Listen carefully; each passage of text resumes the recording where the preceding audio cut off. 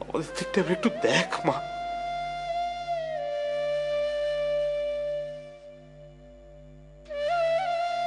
চুপ করো তুমি এবার, পারো যা এখান থেকে।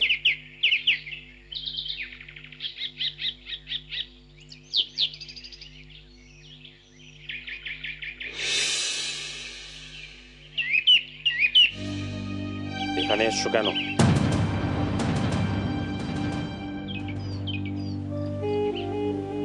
আমি মানে বেরিয়ে যাও, এক্ষুনি এখান থেকে বেরিয়ে যাও। দয়া করে আমার কথাটা একটু শুনুন।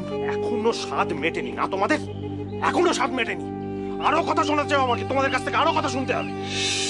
আপনি আমায় ভুল বুঝছেন কাকু। আমি ঠিক বুঝেছি, হাড়ে হাড়ে বুঝেছি তোমাদের পরিবারকে।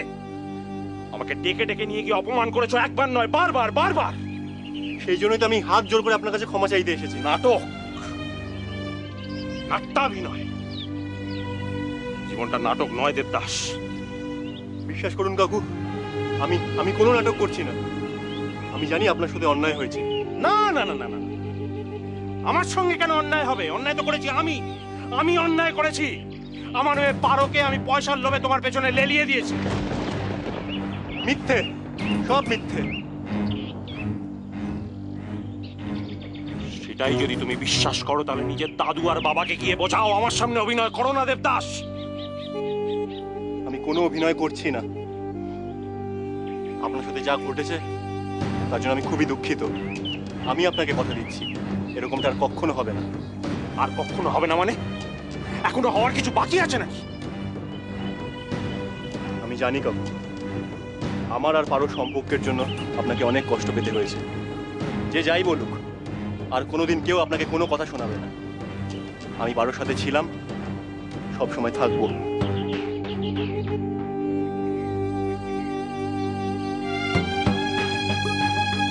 দেব কি বুঝতে পারছে যে ও কত বড় ভুল করছে?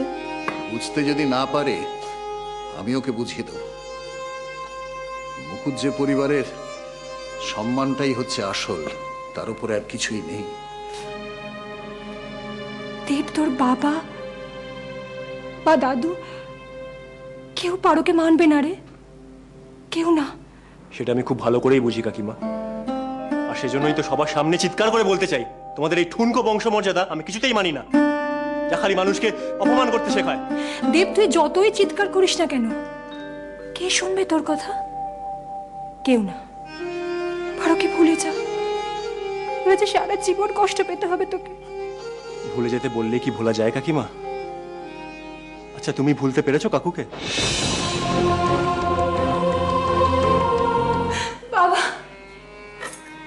বাবা আমাকে একবারের জন্য অন্তত যেতে দিন। আমার যা বলার তা তো আমি তোমায় বলেই দিয়েছি।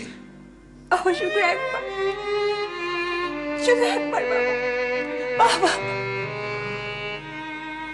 আমি বারণ করা সত্ত্বেও তুমি যদি যেতে চাও যেতে পারো।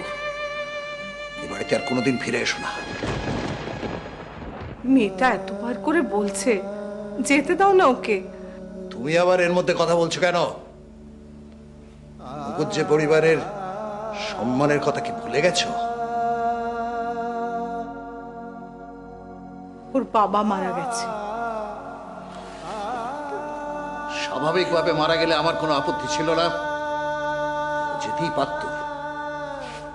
কিন্তু আত্মহত্যা করে কাপুরুষের মতো পালিয়ে যাওয়া,